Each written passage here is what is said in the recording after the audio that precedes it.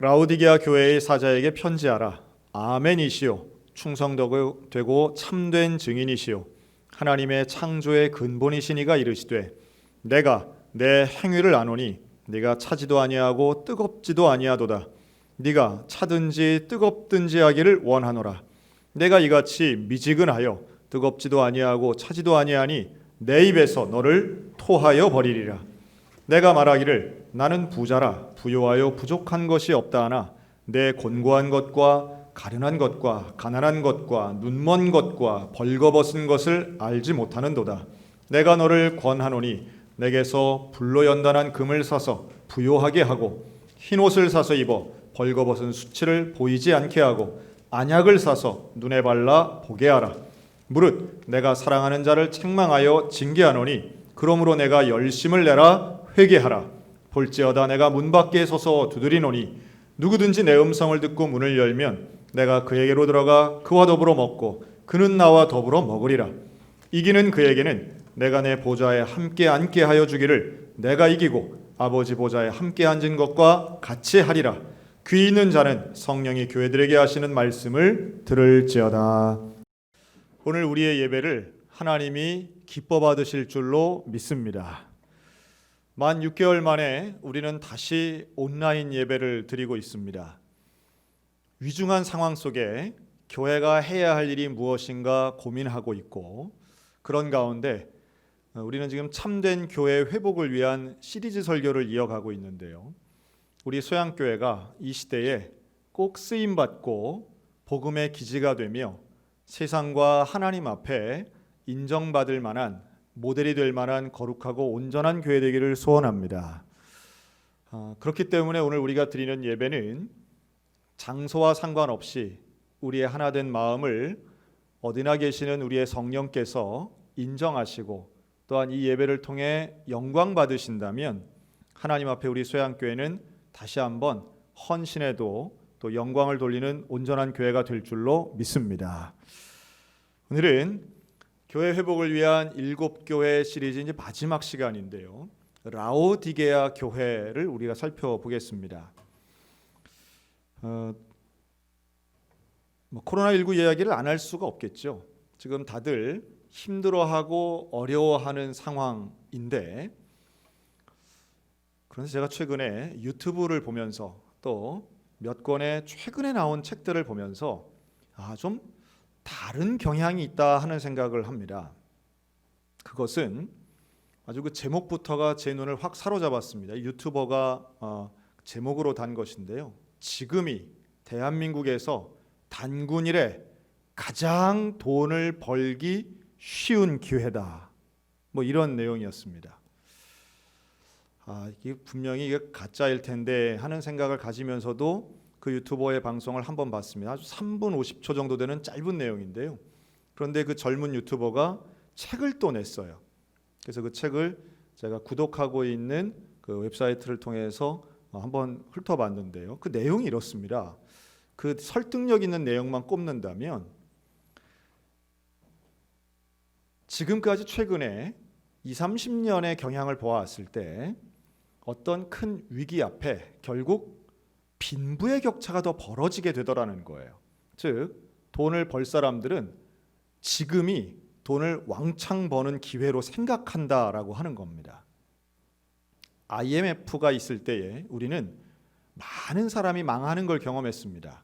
그런데 본인들이 자랑을 크게 안 해서 그렇지 너무도 많은 사람들이 그때 부를 쌓았다라고 하는 사실도 있습니다. 2008년 외환위기가 발생했을 때 많은 기업들이 어려웠지만 그때를 기점으로 해서 오히려 재산을 확 늘린 사람들도 많더라는 거예요. 부동산 가격이 언제부터 폭등했는가? 언제부터 주식의 격차가 기점을 알 수 없는 아주 임계점을 넘어서는 그런 큰 격차를 보였는가라고 하면 많은 사람들이 어려워할 때라는 겁니다. 이미 그런 징조는 보이고 있습니다. 지금 한국의 게임 시장, 모바일 시장은 끝을 알 수 없을 정도로 초고속 성장하고 있고요. 배달업계는 이미 지난주부터 코로나 할증료를 시작했습니다. 초기만 해도 마스크 사재기로 대변되던 어떤 이기적 경제인들의 모습이 지금은 되는 사업을 통해서 폭증하고 그걸 통해서 많은 이득을 취할 수 있다라고 하는 구조로 가고 있습니다. 저는 돈 버는 방법은 잘 모르겠으나 분명한 제가 알고 있는 사실 하나는 이러한 많은 사람들이 위기를 겪을 때 빈부의 격차는 더 커질 것이라고 하는 겁니다. 믿기 어려우시겠지만 제가 최근에 한 목사님을 만났는데 그 목사님 그렇게 말씀하시더라고요. 온라인 예배를 드리는데 헌금이 엄청나게 늘었다는 거예요. 왜 그런가 하면 그 교회 구성원 자체가 바로 이 온라인을 기반으로 하는 사업체를 이끄시는 분들이 많아서 헌금이 너무 많이 늘었다는 거예요. 아주 특별한 이야기이긴 하겠으나 그러면서 이거를 자랑을 해야 되는 건지 아니면 좋다고 해야 되는 건지 정말 모르겠다. 이렇게 좀 곤란해 보이긴 했지만 또 한편으로는 저럴 수도 있겠구나 하는 생각을 합니다. 제가 드리고 싶은 말씀은 이거예요. 지금 정치인이나 누구나 대한민국에서 현재 2.5단계란 말을 하고 3단계로 못 올릴 때에 뭐가 중요하다고 합니까? 방역과 경제가 중요하다는 말을 합니다. 여기에는 방역이 중요한 건 누구나 다 알죠. 그런데 경제가 나옵니다. 방역만큼 경제가 중요하다는 거예요. 왜 경제를 이야기할까요? 다른 것들도 중요한 게 얼마나 많을 텐데 왜 경제를 말할까요? 여기에는 저한테는 이렇게도 들리더라고요. 만약 경제만 어렵지 않으면 별 문제 아니야. 이렇게까지 하여튼 제 개인적인 해석은 그렇게까지 들리더라고요. 제가 왜 이 말씀 드리냐면 바로 오늘 라오디게아 교회의 문제가 바로 그런 문제였기 때문에 그렇습니다. 우리 개인들도 그런 성향이 있죠. 아무리 문제가 심각하고 아무리 어려워도 결국 나에게 어떤 영향을 주느냐 이게 상당히 중요한데요. 나에게 건강의 문제와 경제적인 문제를 주지 않는다면, 즉 나라가 망해도 내 사업이 망하지 않으면 나는 안 망한 거야, 이런 생각들을 개인들이 하기 쉽다는 거예요. 라오디게아 교회의 문제는 이 라오디게아 교회를 하나님 이렇게 말씀하시죠. 뜨겁지도 않고 차지도 않은 소위 말한 미덥지근한 교회, 미지근한 교회라고 해서 주님이 널 내가 입에서 토해버릴 거다 이렇게 말을 듣는 교회인데요. 왜 이 교회는 미지근한 교회가 됐을까요? 왜 이 교회는 이 초기의 교회가 다 뜨거웠지 않을까? 최소한 뭐 차갑거나 뜨겁거나 뭐가 좋다 뭐 말할 수는 없겠으나 그러나 왜 이 교회는 미지근하고 왜 미지근한 건 문제가 될까라고 할 때에 정확하게 적시합니다. 라오디게아 교인들은 스스로를 나는 부유하다, 나는 돈이 많다, 나는 부자다, 그래서 문제가 없다라고 생각했다는 거예요. 이게 라오디게아 교회의 문제의 핵심입니다. 이들의 신앙을 미지근한 신앙으로 만든 핵심 요인은 스스로 문제가 없다고 생각하는 것이고, 왜 문제가 없다고 생각하느냐 하면 돈이 많기 때문에 문제가 없다고 생각했다는 거예요. 경제가 잘 되면 뭐든지 잘 된다라고 생각하는 작금의 국가 지도자들의 생각하고 좀 비슷한 면이 있는 것 같습니다. 과연 그럴까요? 부자면 문제가 없는 겁니까?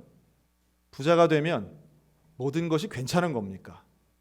돈이 줄지 않으면, 아니 돈이 늘면, 돈 벌 기회를 잡으면 우리는 성공한 삶이 되는 겁니까? 한때 교회가 부자 취급을 당했던 때가 있습니다. 교회는 돈이 많아. 지금도 그런 생각하시는 분들은 많은데요. 한국 교회의 거의 90% 가까이는 재산보다 빚이 더 많습니다. 그런데 그 모든 문제 중심에 결국엔 사람들이 돈에 대해 어떻게 생각하는가가 있다는 거죠. 마태복음 6장은 명확하게 말씀합니다. 돈과 하나님을 겸하여 섬길 수 없다라고 말씀해요. 돈이 나쁜 건 아니죠. 그런데 돈을 너무 중요하게 너무 섬기다 보면, 돈에 집중하다 보면 결국 우리는 하나님 앞에 무관심해져 버립니다. 하나님께 무관심하면 그게 바로 미지근한 신앙이 되는 거죠. 역설적이지만 여러분, 돈 때문에 고생하고 고민하면 우리는 다 그런 건 아니지만 하나님께 집중하기가 쉬워집니다. 나에게 문제가 발생했다라고 생각하면 내가 문제가 있어. 내가 내 힘으로 해결할 수 없는 문제야. 문제 자체는 좋은 거 아닐지 몰라도 그 문제 때문에 하나님께 집중할 수 있다면 그 과정은 분명히 복된 과정일 수 있습니다. 지금 우리 성도들이 겪고 있는 경제적인 어려움들이 얼마나 큰지 몰라요. 수개월째 손님이 없어서 이거 지금 문 닫아야 되는지, 문을 닫을까 말까 고민하시는 분들 의외로 많습니다.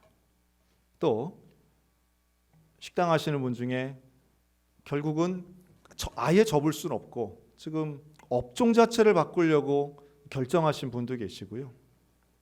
잘 다니던 회사, 그 멀쩡한 회사 코로나19 때문에 완전히 문을 닫아서 지금 진로를 고민해야 하는 우리 청년들도 있습니다. 경제적인 문제는 상당히 심각합니다. 이건 그냥 아무것도 아닌 건 결코 아니죠. 심각합니다. 그리고 앞으로 더더군다나 우리를 더 힘들게 하는 것은 내년에 어떻게 될까? 후반기에 어떻게 될까? 이거 생각하면 더 마음이 안타깝지요. 그런데 이런 기회를 오히려 하나님께 집중하는 기회로 삼을 때에, 뜨거워지는 기회로 삼을 때에 결국 하나님은 우리 가운데 내가 지금 얼마나 문제가 있는 것을 알게 될 때에 하나님을 발견하는 은혜가 있게 될 줄로 믿습니다. 지금 우리도 좀 비슷한 것 같아요.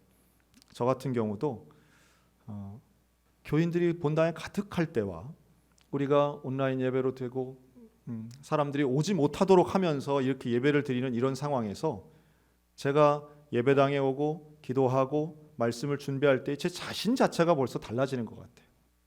문제 자체는 분명히 좋은 게 아니에요. 그러나 문제를 통해서 하나님을 간절히 붙잡게 된다면 그것이 우리에게는 얼마나 유익함이 있는가. 라오디게아 교회의 문제는 자기들이 얼마나 영적으로 가난한지를 몰랐다는 거예요.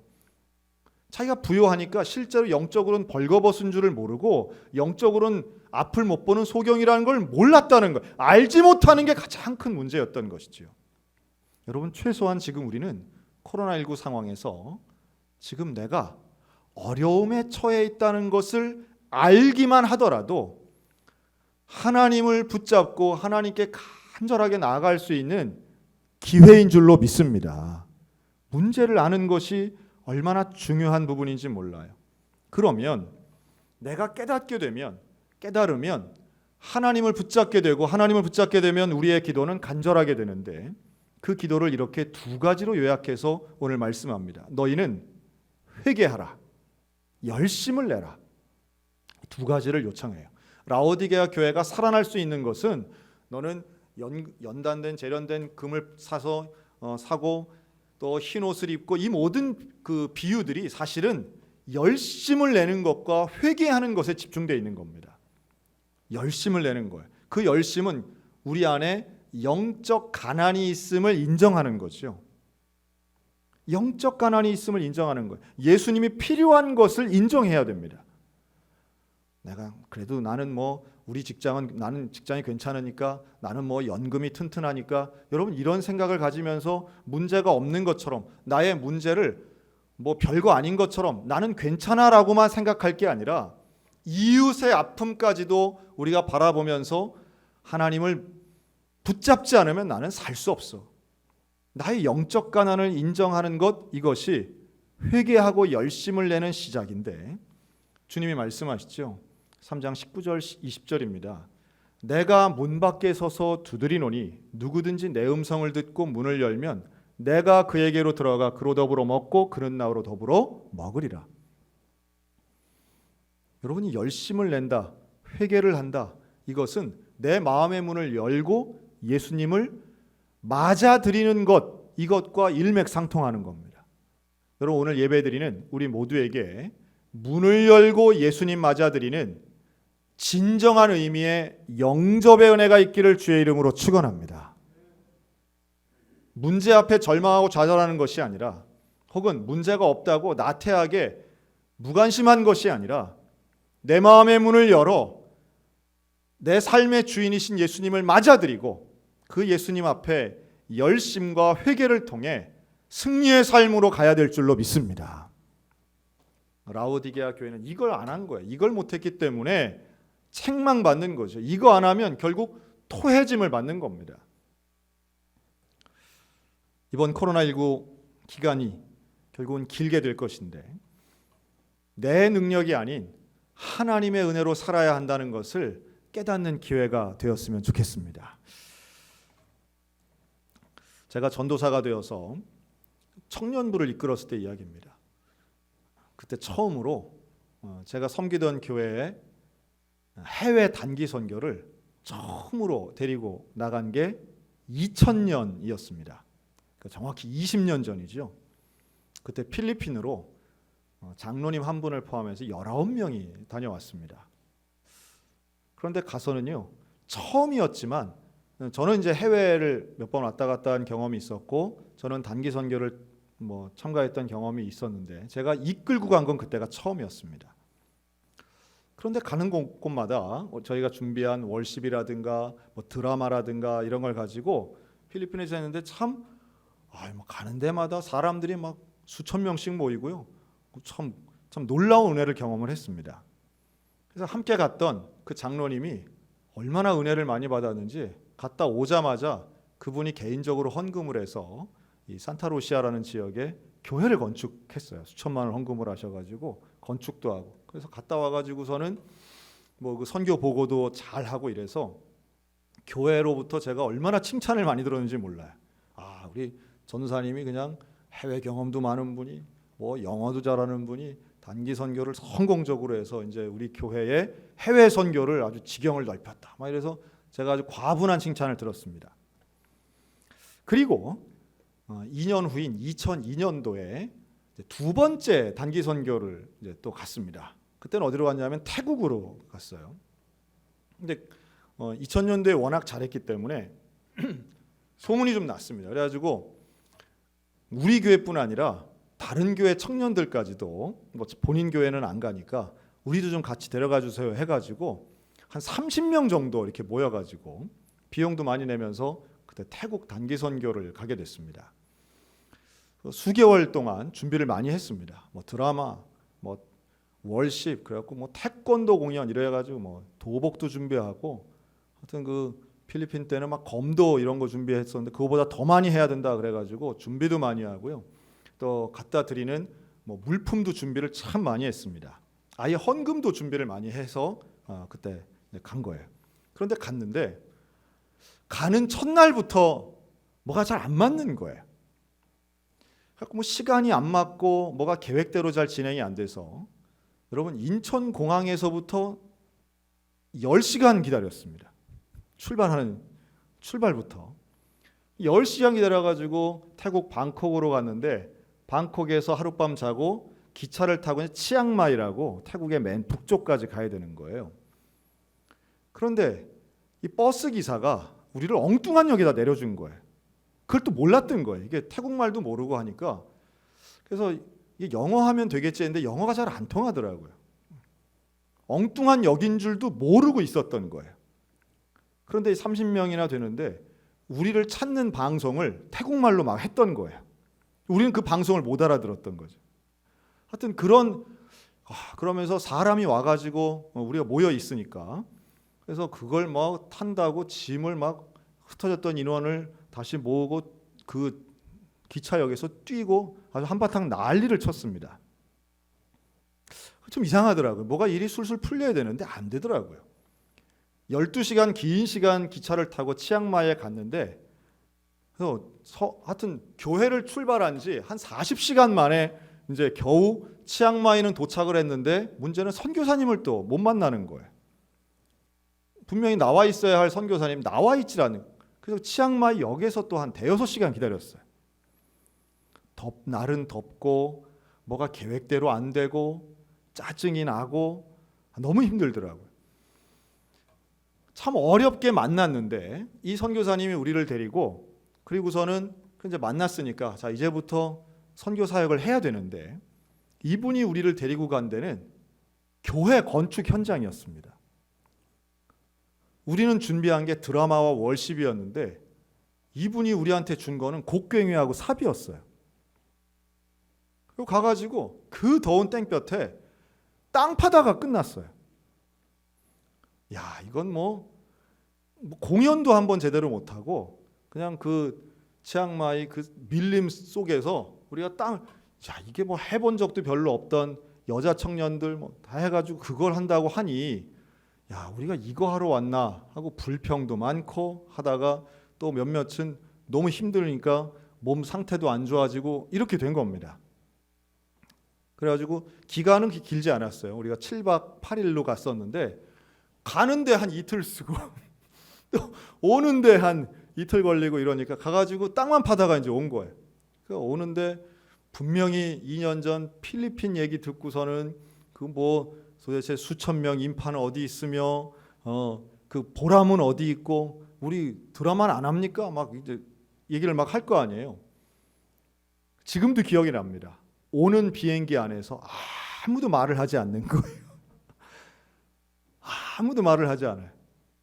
야, 그래서 참 이상하다. 왜 이렇게 준비를 많이 했는데 그럼 선교사님이 참 원망스럽고 왜 우리가 이렇게 준비한 거를 쫙 좀 펼쳐 보이고 이랬어야 되는데 좀 속상하다, 안타깝다.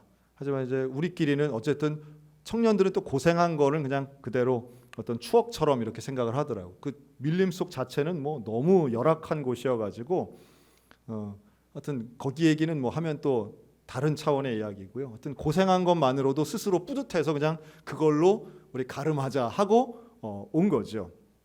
이게 2002년도에 있었던 일입니다. 그리고 그 이후에도 저는 단기 선교도 많이 가고 또 이랬었는데요. 그 치앙마이만 생각하면 어떤 나에게는 좀 실패했던 일, 좀 안타까운 일, 준비를 많이 했는데 잘 안 됐던 일로 저에게는 좀 생각이 있었던 것 같아요. 그런데요, 제가 지지난 2주 전입니다. 2주 전에 그때 이 치앙마이에서 만났던 선교사님을 제가 한 거의 18년 만에 만나게 됐어요. 그분이 춘천에 오신 거예요. 오셔가지고 우리 몇몇 목사님과 함께 이렇게 만났습니다.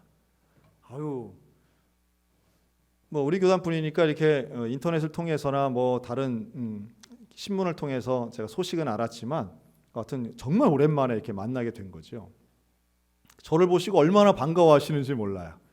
저는 하여튼 뭐 고생하십니다, 반갑습니다 이랬는데요. 그 선교사님 저에게 하시는 말씀이 그때 18년 전 얘기를 하시는 거죠. 저는 이름도 기억이 안 났어요.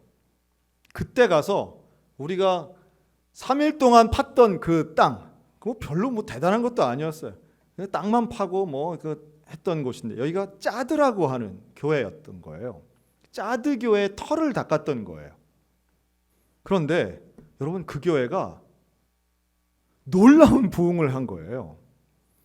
놀라운 부흥을 하고 그래서 거기다가 그 정글처럼 뭐 초라한 그냥 나무로 만든 이렇게 교회를 이렇게 우리는 바닥만 하고 온 건데 그런데 그 교회를 지었고 사람이 많아지고 그 정글에 있던 분들이 라후 부족이라고 하는데 이 라후족들이 정말 많아가지고 이 교회가 최근에 재건축을 했다는 거예요. 사실 번듯한 건물이 돼가지고 수백 명 교인이 있는 교회가 됐다는 거죠. 이야, 그러면서 저한테 늦었지만 그때에 와서 고생해준 그 청년들 정말 고맙다고. 이야, 제가 들으면서요. 우리는 불평 속에 일했는데 우리는 이게 실패했다고 생각했는데 우리는 이거 도대체 왜 이런 일을 하는가라고 생각했는데 준비를 많이 했는데 난 참 운이 없구나. 난 잘 안 되는구나. 잘 안 맞았구나. 선교사님 잘못 만났구나 생각했는데 그런데 하나님의 역사는 그게 아니더라는 거예요. 하나님의 역사는 우리의 마음속에 술술 풀리는 것만 있는 게 아니라 마디마디에는 안 되는 것 같고 막히는 것 같고 실패한 것 같아 보여도 하나님께서는 그 가운데 여전히 일하고 계시고 하나님은 실패가 없는 분인 줄로 믿습니다. 제가 그때 같이 갔던 그 필리핀에 가서는 그렇게 좋아하셨던 장로님인데요. 그래서 70이 다 된 연세에도 그 태국을 따라가셨던 거예요. 근데 그 장로님이 태국 가서는 너무 힘들어 하시는 거예요. 그래서 제가 장로님 모시고 따로 막 그 피한다고 정글에서 막 나와가지고 따로 하루는 좀 쉬게 해드리고 이랬던 기억이 나는데 그 장로님 돌아가셨거든요. 몇 년 전에 돌아가셨는데 그 장로님 생각이 많이 나더라고요. 그 장로님 계셨으면 이 소식을 알려드리면 얼마나 좋았을까. 그때 함께했던 그 30명 청년 중에 지금 목회자가 된 분들이 몇 명이 있어요. 그분들에게 제가 바로 연락했습니다.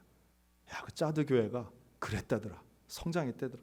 부흥했다더라. 재건축됐다더라. 얼마나 놀라운 이야기인지 몰라요. 여러분, 오늘 하나님의 은혜는 지금 나의 상황에서는 실패한 것 같고 막힌 것 같고 좀 안 되는 것 같아 보일지 모르겠으나 하나님께서 우리를 통해서 일하시면 여전히 성실하게 일하시는 하나님께서 결국 몇 년 후에 다시 2020년을 돌아볼 때에 하나님 그때 우리 교회 여전히 사용하셨구나. 하나님 그때 우리 가정 여전히 붙잡고 계셨구나. 그때 하나님 나는 실패했다고, 나는 문 닫는다고, 나는 다 망했다고 생각했던 그때였지만 그러나 하나님 여전히 일하시는구나. 여러분, 그 하나님 붙잡으시기를 주의 이름으로 축원합니다. 하나님께서는 일하시고요. 하나님 우리를 여전히 사랑하십니다. 라오디게아 교회를 향한 하나님의 준엄하신 말씀. 너는 미지근하지 말고 너는 나만 의지해라. 너 돈 의지하지 말고 하나님 의지해야 된다. 너 문제 없다고 착각하면 큰일 난다. 너는 영적으로 가난해. 너는 영적인 소경이야. 네가 그걸 모르고 돈에 가려서 문제 없다고 생각하면 너는 버림받는 거야. 오직 하나님을 바라볼 때에 위기 속에서, 어려움 속에서, 절망 속에서도 하나님 바라보고 붙잡는다면, 너의 마음의 문을 열고 나를 영접한다면 내가 너에게로 들어가 더불어 먹는 놀라운 은혜가 너에게 있는 거야. 여러분, 우리에게 성공하는 삶은 결국 예수님과 더불어 먹고 더불어 사는 삶인 줄로 믿습니다. 우리가 이것을 믿기에 주님을 붙잡는 거죠. 이것을 믿기에 우리는 코로나19 속에서도 예배자의 삶을 이어나가는 겁니다. 사랑하는 성도 여러분, 우리의 가정들이 하나의 소양교회가 되었으면 좋겠습니다. 우리의 가정에서 함께 예배드리는, 내가 혼자 예배드린다 해도 하나님 붙잡으시기 바랍니다. 사람과는 질병 때문에 거리두기가 있을지 몰라도 하나님께는 더 가까운 교회 되시기를 바랍니다. 사람과는 마스크 낄지 몰라도 하나님과는 더 소통하는 교회가 되었으면 좋겠습니다. 분명히 우리에게 뜻하시고 말씀하시는 바가 있습니다. 절망을 위해서 이런 기회를 주시는 게 아니라 하나님을 더욱 붙잡기 위해서 주님은 이러한 일정을 우리에게 허락하시는 줄로 믿습니다. 오늘도 주님을 붙잡는 거룩한 성도들, 회개하라, 열심을 내라, 문을 열고 나와 더불어 영접해라. 그 온전한 주의 음성을 듣는 이 시대에 쓰임받는 우리 소양교회 모든 성도들 다 되시기를 주님의 이름으로 축원합니다.